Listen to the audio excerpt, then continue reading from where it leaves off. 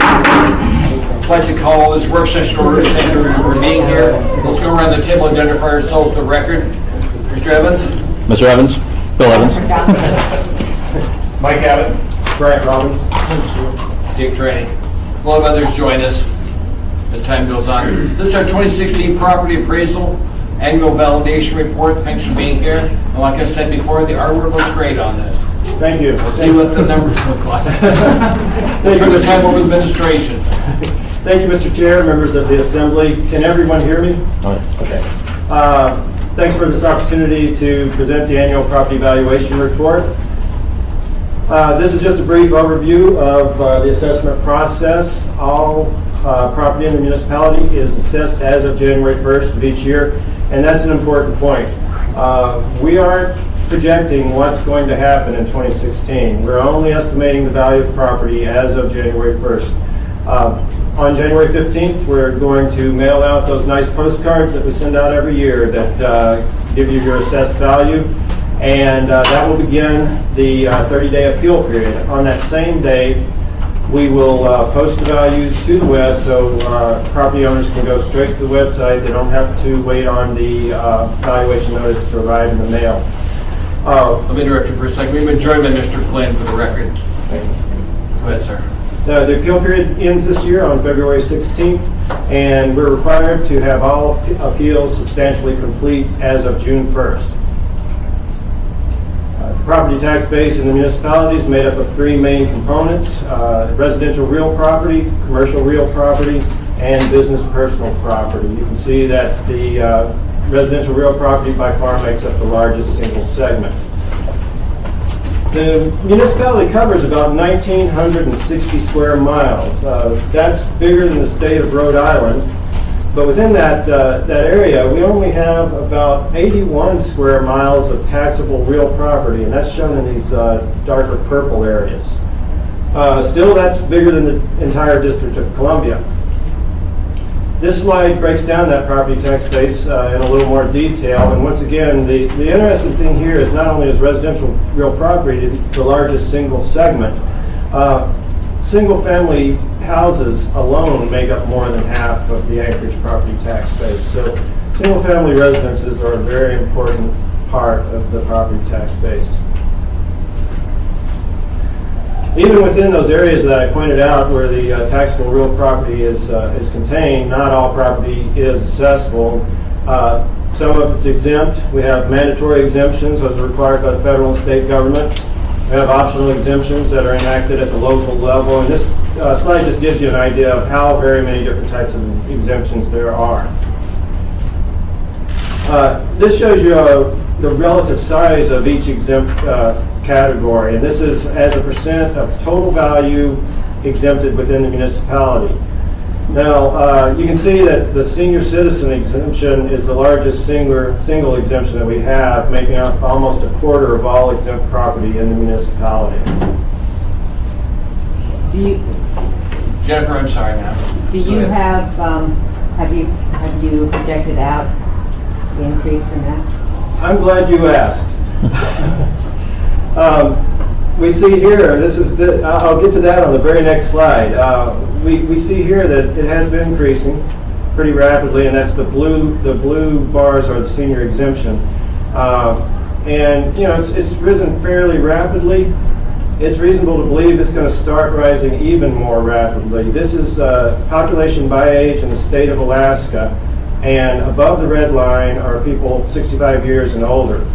So they already qualify for the senior exemption. Here's what we have coming over the next 15 years. So yes, it's going to increase at a more rapid rate as we go forward. Any other questions, Ms. Johnson? Go ahead, sir. Can you break out for us, if you get a chance? I want the breakout between Eagle River and the Bowl. Okay. I'm interested in the type of property out in Eagle River. Okay. Tax base and commercial property. Okay, we can do it. So you're not speaking of exemptions, you're wanting just the relative tax base? Tax base okay. For the Bowl versus Eagle River Chugach. We can do that. Thank you. What? By type of property. Okay. Thank you, sir. You're welcome. When I started on this section, I couldn't help but think of nautical analogies, and ultimately I did indulge in a couple. Everyone knows that we're facing some economic headwinds right now, and that's largely due to two factors. We've got the price of oil and the level of production. I think as of this morning, we were below $33 a barrel. And that's resulted in some layoffs in the oil industry, challenges obviously in the state's budget. It's bleeding into the local budget. They're concerned about revenue sharing.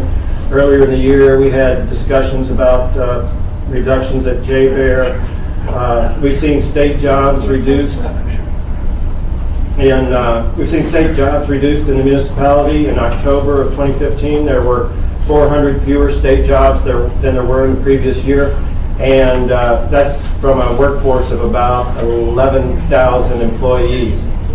So what's been the market reaction to this? If you thought it was going to be something like this, you would have been wrong. Because really the real estate market has continued to move ahead fairly steadily at about the same rate it did in previous years. And there are a number of reasons for that, I think. And when you look at the broader economic picture, we haven't seen any real increase in unemployment in Alaska, and the story is pretty similar in Anchorage proper. We also, although we did have some layoffs in the oil and gas industry, those layoffs came from a point of record employment in that industry. So 2015 saw the highest level of employment since 2004, and I believe it's true that it was the highest level of employment ever in the oil and gas industry. So layoffs are never good, but when they come from record employment, it's a little easier to take. We also saw a little bit of good news. ConocoPhillips announced that they were going to go ahead with their $900 million project in the National Petroleum Reserve, and that had been in question. They also announced that they weren't going to reduce their capital spending in 2016. Tourism is also a bright spot. This graph shows Anchorage's bed tax revenue since 2000, and you can see we had a dip during the global recession in 2009, but since then we've had steady recovery, and we've now exceeded pre-recession levels. So this is an indication of the health of the hotel industry in Anchorage. Another thing to remember is that property values don't move in lockstep with the price of oil. This jagged blue line represents the price of oil, and the red line is a representation of property values in the municipality. Since 2000, you can see we've had ups and downs in the price of oil, but the price of real estate has stayed steady or continued to appreciate. It's also worth remembering that we've seen some really low oil prices in recent times. Looking back at 2001, we saw $15 a barrel oil, and as recently as 2008, we saw $26 a barrel oil. Anytime you start talking about reduction in oil prices, people want to talk about the 80s, and they say, is it going to be the 80s all over again? The point of this slide is that we're not set up anything like we were in the 80s. This is the number of houses constructed by year of construction. And in any kind of typical boom-bust real estate cycle, you first have to have a boom and a hyper amount of construction, a hyper amount of supply. And that's exactly what we had in the 80s. Now contrast that with the last 10 years. We're not set up anything like we were in the 80s. We didn't have a period of hyper construction. We don't have a hyper supply of housing. So, although we are faced with an economic challenge, we're not set up for that classic bust at this point. So, what did happen in 2015 with real estate values? This chart shows real estate values in Anchorage, represented by the red line, compared to the Case-Shiller Index for the national market since 2007. And we all know that the national market took a beating 2007 through 2012 and has started recovering, but it still hasn't reached pre-recession levels. You contrast that with the Anchorage market. We flattened out in 2008, but began recovering in 2009 and continued to appreciate. This also shows the mortgage interest rates over that same period. That's the purple line. Beginning in 2012, we hit a record low level of interest rates, and it's remained there. The Fed just just raised interest rates recently, 25 basis points. They indicate that they are going to continue that next year, but nothing's certain. So we'll watch that carefully in 2016, see how it affects both the local market and the national market. This is a similar chart for commercial properties, and the story is really the same, except that in commercial properties, the impact of the global recession was delayed by 1 year. So, looking at the change in the property tax base for Anchorage, we saw an increase of 3.6% this year, and that includes new construction. I'll look in more detail at each of the segments as we go forward, starting with residential property. Residential property increase was 3.7%. Residential properties in the municipality are now valued at $25.5 billion, and that includes new construction in the increase. Looking at changes only to existing properties, we saw a 3.5% average increase. Single-family residents increased 2.5%, and duplexes and triplexes led the way with 4.4%. And you'll see that as sort of a theme throughout the presentation, that multifamily housing of the various types increased at a little bit higher rate than other property types in general. We value residential property by grouping them into what we call market clusters. The top section of this chart are geographic clusters. So those are a part of town, downtown, hillside, for example. The bottom are a type of home, and we call those global clusters because the homes could be located anywhere in the municipality, but we value them as a group. Custom homes, patio homes, townhomes.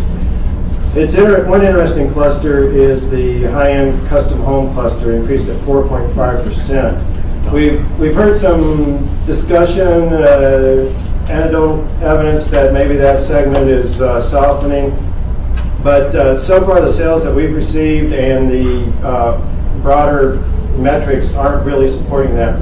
Mr. Flynn, sir. Yeah, speak a little bit more in depth on that specific topic, because for better or for worse, I represent some of the higher end real estate marketers in our community, and they have reported to me about an 18-month backlog on the high-end custom homes. So if you could expound on why you think that's the appropriate appreciation of information. Okay, and I agree. There is with that supply, but that's been a fairly typical supply over the years. This chart shows custom homes constructed as a percent of the total by year of construction, and if you look at this, we've seen custom homes become a greater part of the market segment since 1995, and they've kind of leveled off in the last 5 or 6 years at just under 40% of all homes constructed. But if you look at 2015, we didn't see any significant drop in the number of custom homes constructed as a percent of the total. So there's still a fairly robust demand for that segment in the community. Also, when you look at the number of sales by year for the last 4 years, 2015 saw the highest number of sales January through October of any of the last 4 years. Yeah, but how do you differentiate between volume within that segment and volume overall? Well, if you look at volume overall, we actually were flat compared to last year and a little down compared to the year before. But when you look at custom home sales, those have trended upward over that same time period. Jennifer wants to follow up. Yeah, just as far as the custom home sales, though, as far as prices, you analyze the price asked and the price as many of the price received as you know. Yeah, and I was very worried about this segment at the beginning of the year. I mean, we spent a lot of time looking at this. We analyzed the list prices, and then we analyzed the sales data that we received, and I was seriously considering dampening this increase this year because of, I really felt this might be the canary in the coal mine. And we had some really in-depth discussions within the division, looking at the sales data, looking at the models.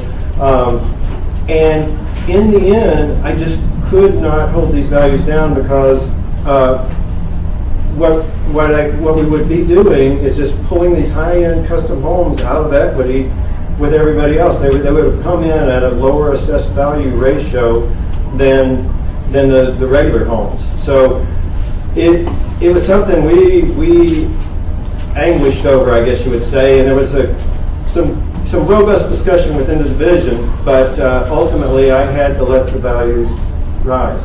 Ms. Johnston? And just to follow up, as far as last year, as far as people who were having disagreements with the department on their value, how many of those were high-end and what were the results of those? I don't have that offhand. I could get back to you on that, but it was not disproportionate. Yeah. It'd be nice to just have. We'll get back to you. Great, thanks. Mr. Flynn, anything else, sir? To back information on how those appeals resolve themselves would be useful. And you'll see some of that up here. Yeah. Frank's got some data on the status of the appeal process. Obviously, I represent a unique constituency from high to. What's interesting is some other people that are looking for property downtown. For instance, my son that's got a place on 15th that is being constructed now. I guess it's a custom home. I think there's 3 homes, condominium. That's Connie's. Yeah, he's Yeah. going in there. Yeah, she's one of the people who reaches out to me about how this valuation is conducted. So that's was part of the motivation for my question. Please continue, sir. Thank you.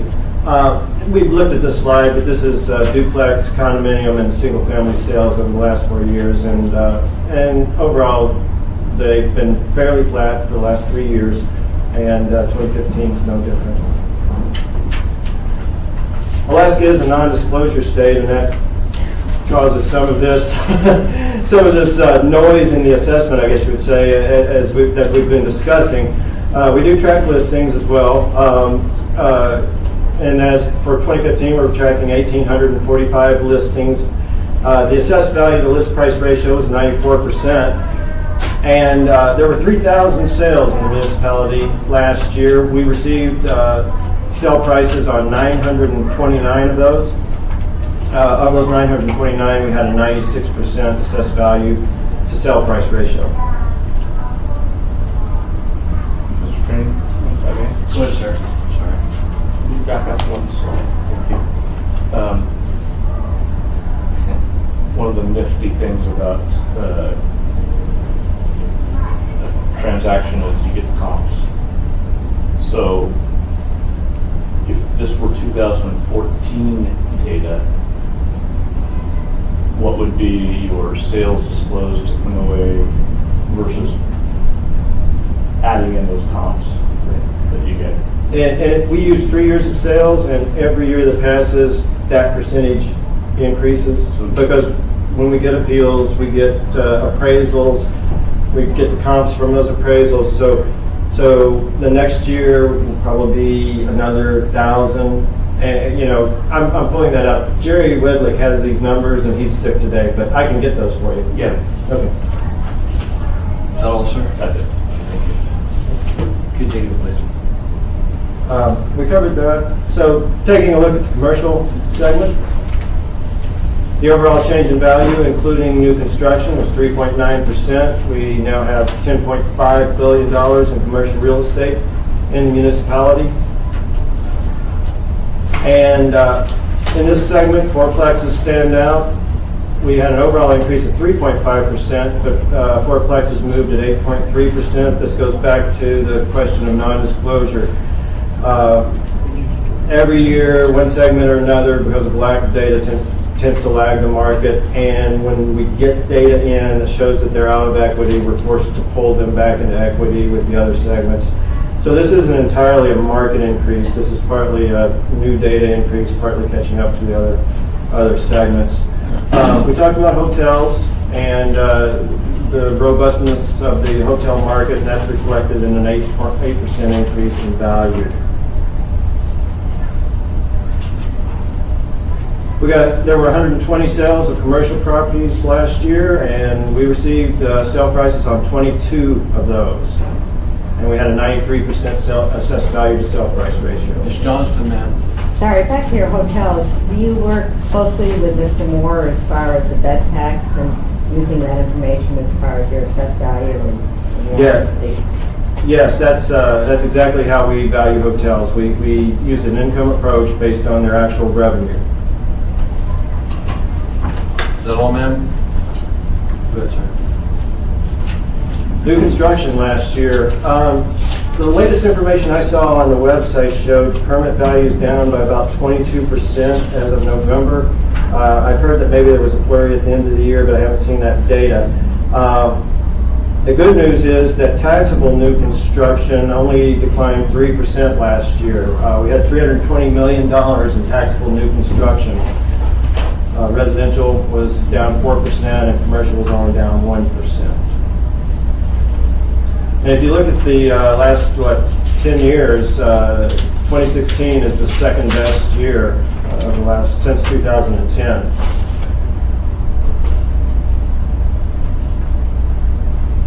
Personal property. Personal property consists of inventory, equipment, and supplies owned by businesses. It also includes scheduled aircraft, as well as oil and gas property assessed by the state of Alaska.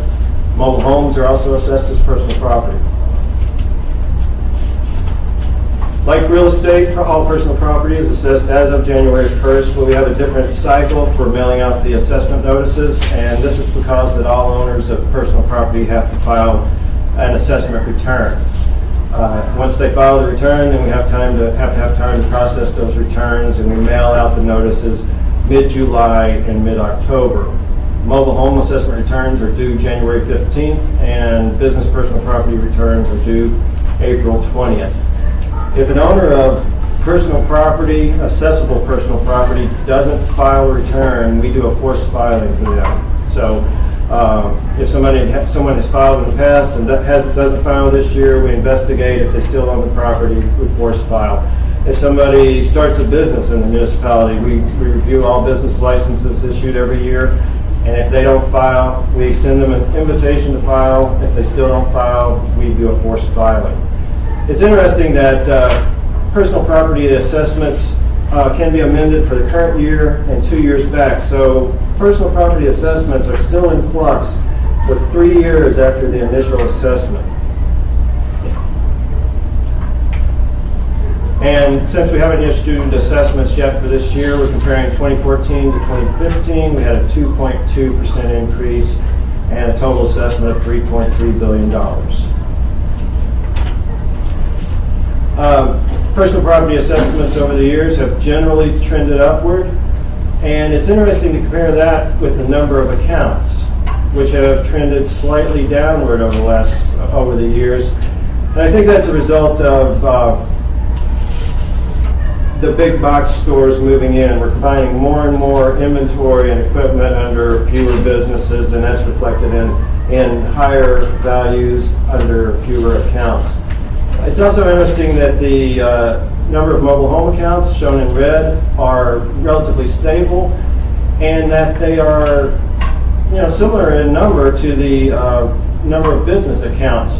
They also create a fair amount of work to administer, but they only contribute 3% of the personal property tax roll value. Mr. Flynn, sir. Yeah, it'd be interesting to hear some thoughts on how to manage that differently.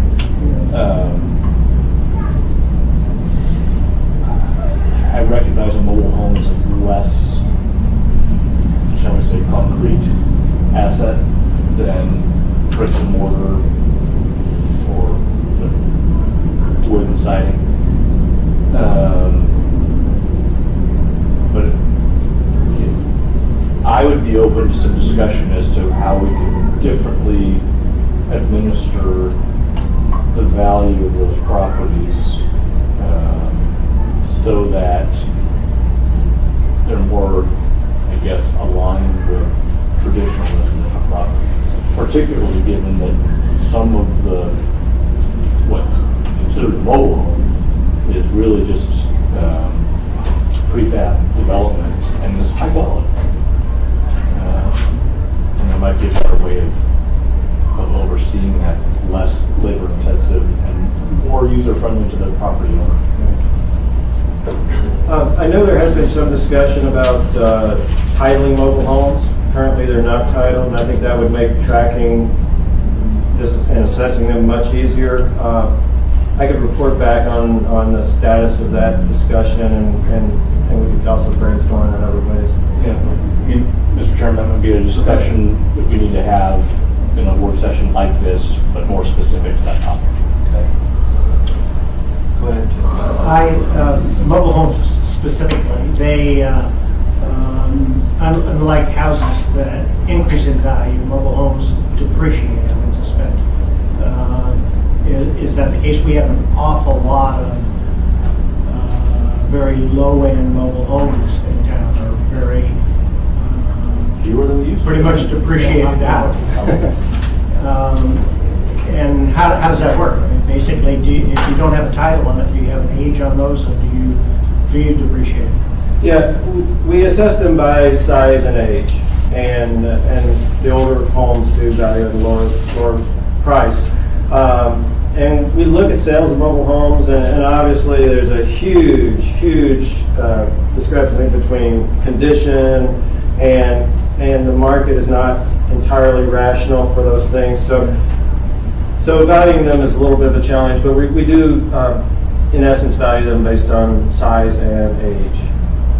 And if the property owner comes to us and says that, and that's based on an average condition mobile home, the property owner comes and says, mine is in less than average condition, we go out and inspect it, and if that's true, then we'll adjust that value downward. If they're occupied, they're not zero, certainly. Right. Ms. Johnston, then? How do you handle coffee carts?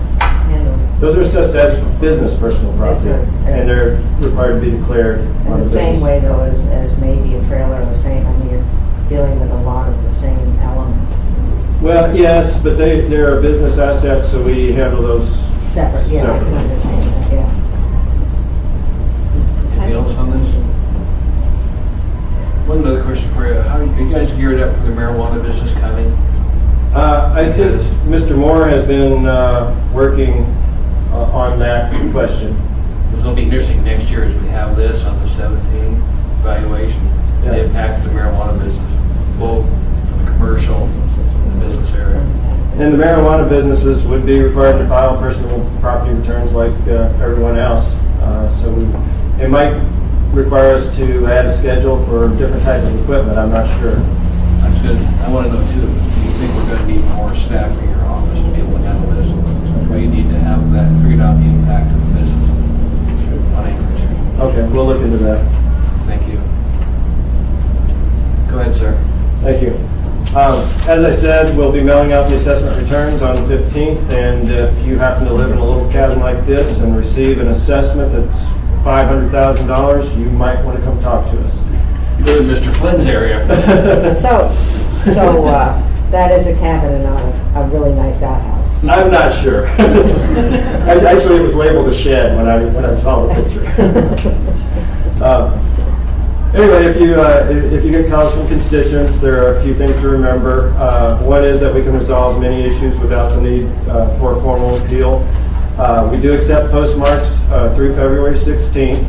Only the owner of record can file an appeal. So if you purchase a house on January 2nd, you would need to get an authorization from the previous owner in order to appeal the value. A refundable deposit is required, and all you have to do to get the refund is participate with the process and show up at the hearing if there is a hearing. So it's not an onerous thing. The best time to talk to us is the first couple of weeks of the appeal period. If we have plenty of time then to resolve even fairly complicated issues. By week 3, we often start to get busy, complex issues are more difficult to resolve, and by week 4, you may need to file an appeal just to preserve your rights. Now, that doesn't necessarily mean that you would have to go to an appeal hearing. That just preserves the appeal rights, gives us time to work through the issues, and most filed appeals are still resolved without the need for a hearing. So we'll have people at the public counter beginning on the 15th. We'll have people monitoring phone lines. We call people back within 1 day, usually, definitely within 2. And we can work through most issues that come up. So thanks for this opportunity. If there are any questions, I'll try to answer them, and if not, we'll get back to you. Question from assembly members. Mr. Evans, anything? Mr. Johnson? Mr. Flynn? That's mine, thank you. Mr. Steele? Before you close, however, I have a couple of comments for just the general. What is the average now assessed valuation on homes in Anchorage? Are we at 300,000, 320? What's the average valuation? On this slide, I don't have it here. You build there, you're gonna have a hard time. I don't know, I heard from recreation. Average assessed value is 354. Yeah, subdivision. 354? Okay.